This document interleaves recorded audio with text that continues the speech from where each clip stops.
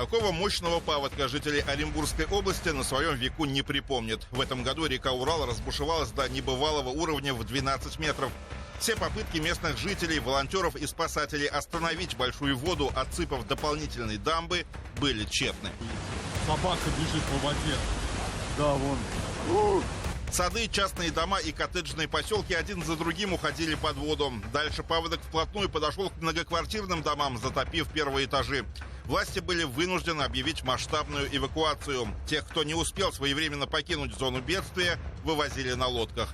Спасали не только людей, но и домашних животных.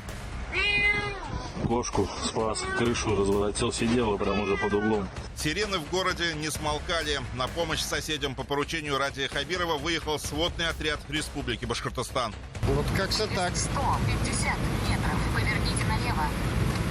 Спасателям приходится работать в круглосуточном режиме. Откачку воды производят сразу в нескольких районах Оренбурга. Мы находимся у нас в ЖК «Дубки». Здесь у нас вода подошла очень близко. Подвалы сейчас затоплены, грунт очень водонасыщен. Сейчас работает уфимская группировка, которая откачивает воду с канализационных коллекторов, чтобы освободить, потому что все стоит на подпоре. Огромные слова благодарности нашим добрым соседям Башкирии. У нас сейчас работает здесь уфимская группировка. Ребята очень слаженно трудятся, быстро реагируют на все вызовы, которые сейчас у нас здесь происходят. Это самое главное. Просто вот по одному звонку быстро перемещаются, передислоцируются, приступают к работе. Они большие молодцы. Из-за паводка на подтопленных территориях пришлось отключить электричество и подачу воды. Ее пока нельзя использовать даже для технических нужд, не говоря уже про употребление в пищу. И это стало второй большой проблемой. По поручению главы Республики Башкортостан Радия Фаридовича Хабирова уже отправлено более 170 тонн воды. В первую очередь наши соседи просят воду, потому что ее не хватает. Конвейер на заводе по розливу Красноусольской минеральной воды в Гафурийском районе работает в 2 смены. Производительность в сутки 80 тысяч бутылок по 1,5 литра. И это не считая тары другого объема.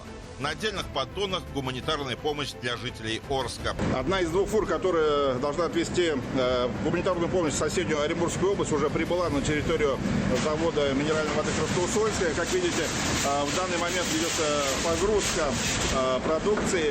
Везем самые необходимые. Конечно же, питьевая вода, потому что сейчас именно в ней острее всего нуждаются жители подтопленных территорий.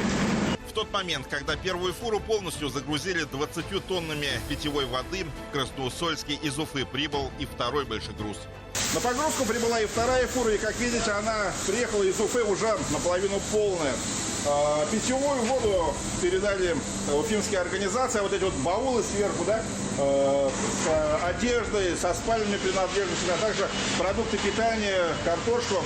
К моему удивлению, это все передали жители Запорожской области. Они попросили наших военнослужащих, которые возвращались в Уфу в краткосрочный отпуск, передать эти предметы первой необходимости жителям Оренбургской области. Вот действительно уж мы своих не бросаем. Одним из первых Республика Башкортостан приняла решение в сборе и отправке гуманитарной помощи пострадавшим от наводнения. С первых дней прихода беды по поручению главы Республики Башкортостан направляется нашим соседям автомобили с бутилированной водой. Сегодня мы сопровождаем 7-ю гуманитарную колонну из Красноусольского источника. В сопровождении спецавтомобиля «Гумконвой» выдвигается в Орск. Путь не близкий. И в пункт назначения мы доезжаем глубокой ночью. Разгрузка начинается с раннего утра. Сейчас на территорию пункта сбора гуманитарной помощи заезжает военная техника высокой проходимости. Именно на ней воду из Гафурийского района будут доставлять в пострадавшие районы города Орска для местных жителей. Вот сейчас там на заднем фоне разгружаются 2 башкирские фуры. Привезли в общей сложности порядка 40 тонн питьевой воды. Всего на территории Орска открыто несколько таких пунктов, куда привозят гуманитарную помощь со всей России. Кроме воды, это и постельные принадлежности, и продукты питания, средства личной гигиены. Были затоплены огромные площади, огромные массивы. Многие люди остались без крова. Но вот в этой ситуации наши регионы пришли нам на помощь, протянули руку помощи наши ближайшие соседи. Здесь вот В первую очередь хочу сказать огромное спасибо Республике Башкирия, ее главе Радию Хабирову, всем тем предпринимателям, организациям, которые в этот трудный час протянули руку помощи городу Орску Оренбургской области. Уровень воды на улицах Орска постепенно снижается, обнажая последствия небывалого паводка. Перед стихией не устояли даже трамвайные пути, которые буквально смыло. Повреждены тысячи домов и зданий, повалены линии электропередач. Большая вода из старого города, так называют вот эту часть населенного пункта, уже практически ушла, однако проблема у жителей еще остались. Как видите, не все улицы еще подсохли. Есть участки, которые еще находятся под водой. Тем не менее, жизнь постепенно в этой части города налаживается, люди возвращаются в свои дома. Где-то уже начались ремонтные работы, где-то они еще только предстоят. Мы тем временем следуем за военными, которые развозят красноусольскую воду местным жителям. Пока жители Орска стоят в очереди за гуманитаркой из Башкортостана, успеваем поговорить с ними о наболевшем. Вообще нет воды уже 3-ю неделю. Люди без воды. Сегодня даже школы все отменили. Воды нет питьевой. Ни в больницах, нигде. Да не питьевой, даже с крана не текет вода. Даже с крана. Ну, ясное дело, и бытовое. И... Люди с луж черпают воду, чтобы смыть унитазы и все остальное. Мыться негде. Ой, спасибо большое вам всем. Дай Бог здоровья, мира, любви, согласия. Спасибо, что вы не забыли, что помогаете нам. У кого техники нет, вот им везем воду. Вот 9 семей у нас там соседи все. Вот им везем. А за реки 135 мы живем сами. Вообще, насколько сильно вашу улицу затопило? Что там происходило? Там вообще... Мы ждем вот комиссию, чтобы по дому разбирать. Вообще нет. Не знаю. Дай Бог здоровья, чтобы не настигла такая беда, как у нас. Вот счастье, здоровья. Ну, такая поддержка сил придает? Да, очень. Спасибо большое. Только слова благодарности, только все вместе сообща мы преодолеем эту беду. Нам очень тяжело, очень тяжело.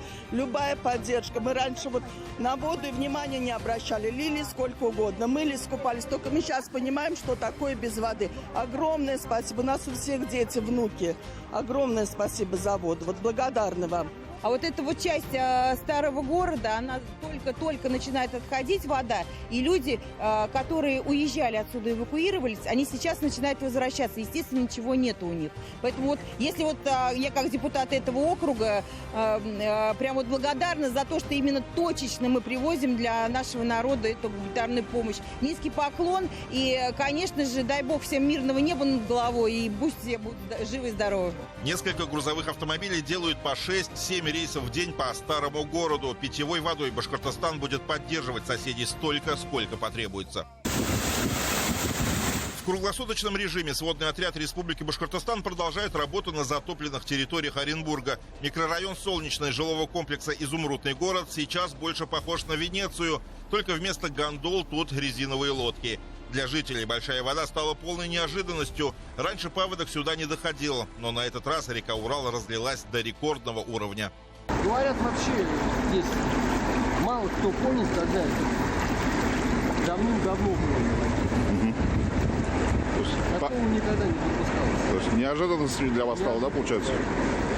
А какой ущерб, что тут, что произошло? Ну как, подвал затопило. Сейчас без электричества остались, без воды, вообще без устройств. А где сейчас проживаете пока? А живем, вот, люди помогают. Вот. То есть в сапогах потом до дома доходите, потом опять выходите, да? Ну как бы вот здесь вот идет дорога. Мы 4 суток отстраивали дамбу. Совместно с жителями застройщик выделил технику. Подсыпались, мониторили, ставили метки, ловили уровень. 4 суток продержались. 5-е сутки Урал стал подниматься, но мы еще сдерживали ее. Получается, 5-е сутки в ночь мониторинговые группы проходили частный сектор, вот здесь в лесополосу. Обнаружили оттуда большой приток воды. Сообщили нам, техника туда подъехать не смогла, лопатами пытались что-то удержать, но, увы и ах. Полезно было. 2,5 часа у нас вот крайние дома, 18-22, вода уже заполнила весь двор. Вы на каком этаже живете? Я на 1-м этаже живу. Дошла до квартиры? Дошла. Сводному отряду постепенно удается снизить уровень воды, откачивая по 500 кубометров в час. Жители начинают возвращаться в свои дома. Местные жители очень сильно удивлялись, что мы приехали из Уфы для оказания помощи им в такой беде. Ну а когда мы начали работать, то благодарности, можно сказать, не было предела. Они очень благодарят, говорят, что вы такие молодцы, и без вас бы у нас было совсем все плохо. Сейчас, я так понимаю, в этих домах еще продолжают люди жить, да? Вот лодки стоят. Многие люди не согласились на эвакуацию и до последнего оставались в своих домах. Ну, люди переживают, что будут ходить мародеры, опасаются свое имущество, поэтому спасатели на первых порах не только эвакуировали, но и доставляли продукты, лекарства. Если кто-то заболел или какая-то беда, то увозили опять-таки в медицинские организации. По словам местных жителей, им было очень радостно, когда они переехали в этот новый микрорайон. Здесь очень комфортно, вдали от какой-то городской суеты. Много пространства для игр. Вот есть детская площадка, большие проезды, то есть с парковочными местами, говорят, проблем не было. Но, как видите, сейчас автомобилей в этом дворе нету. Единственные транспортные средства, которые здесь передвигаются, это вот такие резиновые надувные лодки. Когда пришла сюда большая вода, автовладельцы пытались спасти свои машины. Пока не перелилась через дорогу, уезжали куда-то на возвышенность, где по суше. Но хозяину вот этого автомобиля, к сожалению, не повезло. Видимо, он, скорее всего, не успел выехать до того, как уровень воды поднялся до критического. По словам наших ребят, которые сейчас занимаются откачкой воды отсюда, когда они сюда приехали, уровень воды был, как говорится, выше крыши. За работой следят местные жители, которым сотрудники сводного отряда также оказывают всю необходимую помощь, в том числе делятся забродниками и помогают дойти до своего подъезда. Помогли, на лодке переправили. Было у меня там 5 сумок мяса, на казахи, да, у нас. Эти 5 сумок они все на себе тащили на лодке. Это было вообще нечто. Хотя могли бы сказать, у вас 2 сумки и все, и поехали. Все молодцы, на 2 лодках привезли, увезли. Сейчас мы с дочерью приехали, хотим поменять вещи и так далее. Тоже пришли, помогли, сразу костюм дали. Ну, как бы, это очень приятно, это все радует. Хорошо, когда в трудную минуту есть у нас такие добрые соседи, которые помогают. Мы должны жить все дружно.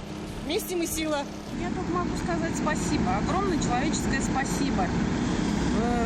Уехать из своего региона, совершенно другой регион, помогать. Ну, что, даже не знаю, какие еще слова, просто от сердца, от души.